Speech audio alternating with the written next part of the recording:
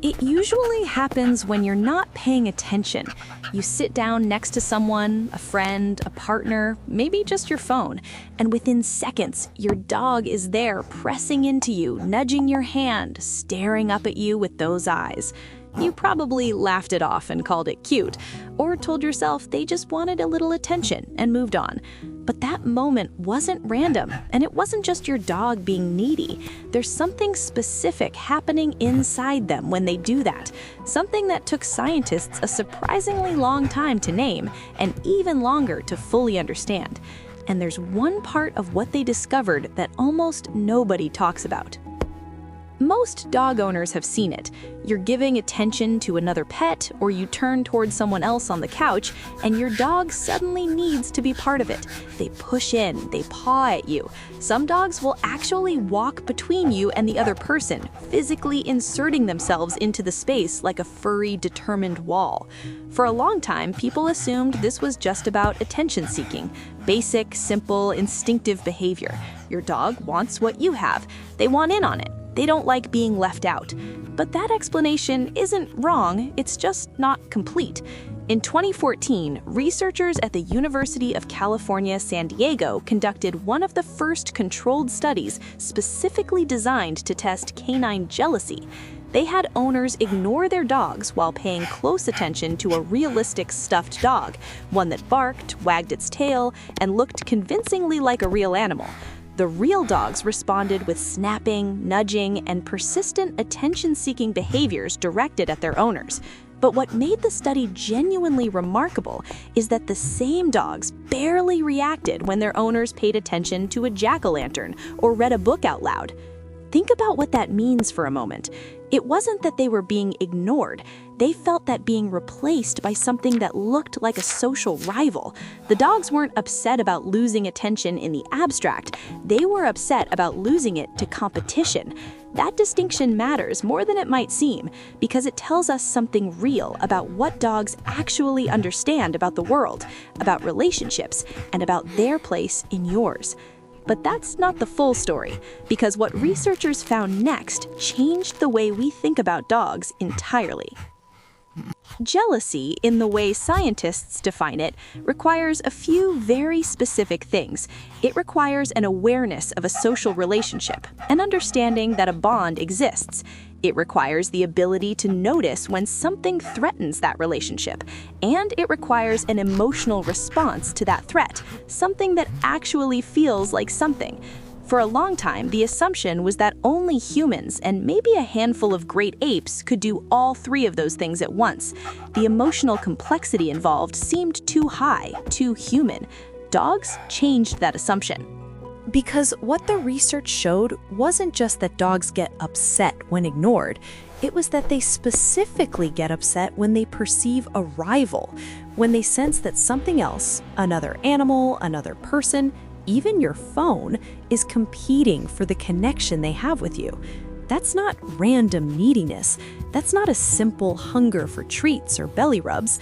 That's a form of social awareness that's genuinely sophisticated. And once you understand it, it starts to explain a lot of the behaviors you've probably been watching for years without fully understanding what you were seeing. Think about your own dog for a second.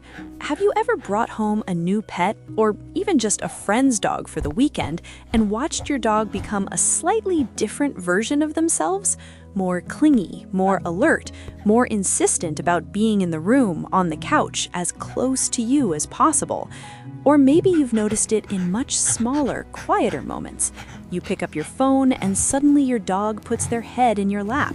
You lean toward your partner on the couch and your dog physically wedges between you, tail wagging, completely unbothered by the fact that they're not welcome. You start talking to someone at the door and your dog starts whining from across the room. It seems small, almost unimportant, easy to dismiss as just being a dog, but it isn't. These aren't just bids for attention in the way a child pulls at your sleeve. They're responses to perceived loss, small, instinctive attempts to close a gap that your dog can feel opening. Your dog isn't thinking in words. They're not sitting there constructing a narrative about being replaced or unloved, but something inside them is registering a shift in their social world, and they're responding to it the only way they know how. And here's where it gets interesting, because the way dogs experience this feeling is tied to something much older and much deeper than most people ever think about. Dogs are fundamentally pack animals, and not in the oversimplified way that phrase often gets used, where someone tells you to assert dominance and it ends there. It's more nuanced and, honestly, more interesting than that.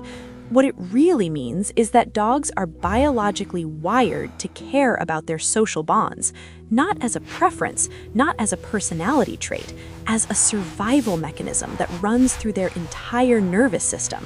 They track closeness, they monitor access, they notice at a level below conscious thought when the people they're attached to seem further away, physically or emotionally. In their world, being close to you has never been just pleasant. It has always meant safety. It has always meant belonging. For thousands of years before the warm houses and the dog beds and the twice-daily meals, proximity to the group was the difference between surviving and not. So when something or someone seems to be pulling you away from them, even briefly, even in the middle of an ordinary Tuesday evening, something ancient in them stirs. Their instincts don't know the difference between a small social moment and a real threat. They only know that the distance is growing and that it matters. A 2015 study published in the Proceedings of the National Academy of Sciences found that the bond between dogs and their owners activates many of the same neurological and hormonal pathways as human attachment relationships. Specifically, close interactions between dogs and their owners trigger oxytocin releases in both species, the same bonding hormone involved in parent-child attachment in humans. The same one, not something similar, the same molecule, the same mechanism firing in both of you when you're together. This isn't poetic, it's biochemistry. The feeling your dog has when they're bonded to you isn't just loyalty in some vague, sentimental sense. It's a physiological experience, something that lives in their body, something they feel the way you feel warmth. Which means what they feel when that bond is threatened is also something they feel in their body, also real, also physical. This is the part where a lot of people feel something shift, because we spend so much time assuming our pets are simpler versions of us, that their emotions are shallower, lighter, less textured, that they experience something like feelings but not quite feelings, a rough sketch of emotion rather than the full thing. But jealousy isn't a shallow emotion, even in humans. Jealousy sits close to the bone. It comes from love, and it comes from fear, and it shows up precisely when something we care about feels like it might not be as secure as we thought. You can't be jealous over something you don't care about. That's not how it works. Jealousy is love with an edge of vulnerability, and that's exactly what you're seeing when your dog presses into you, uninvited and unstoppable, while your attention is somewhere else. More recent research, published in the Animal Cognition Journal, confirmed that dogs display these jealous behaviors selectively, specifically in response to perceived social rivals, not to attention-seeking in general. And crucially, the intensity of the behavior correlates directly with the strength of the dog's attachment to their owner.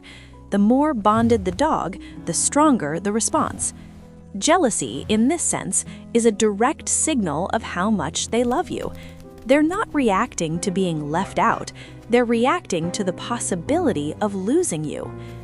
Here's what most people never stop to think about.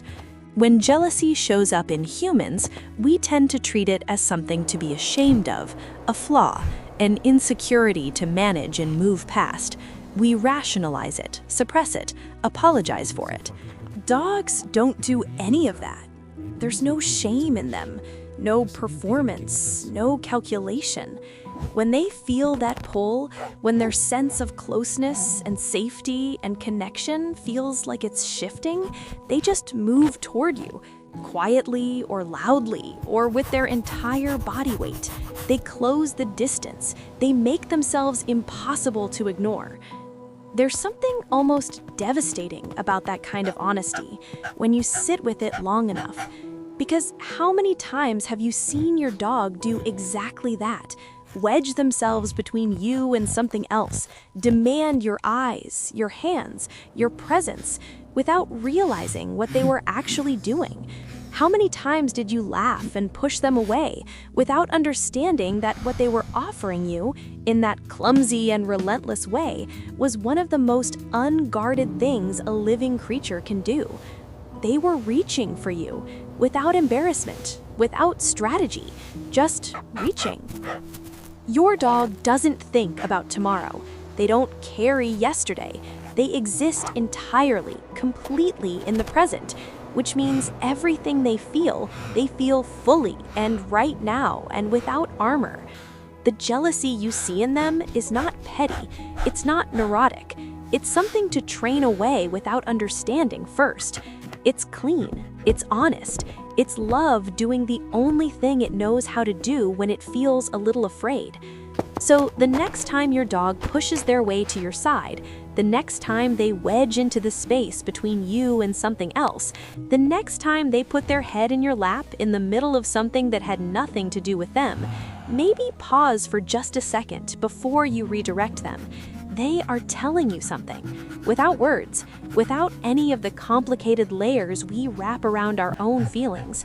They are telling you that you matter to them so completely that the thought of losing even a fraction of your presence, even for a moment on an ordinary evening, is something they feel in their whole body. Not many things love like that. Not many things reach for you that plainly or that honestly, or with that little concern for how it looks. They didn't push their way to your side by accident. They pushed their way to your side because to them, in every way that matters, that is exactly where they belong.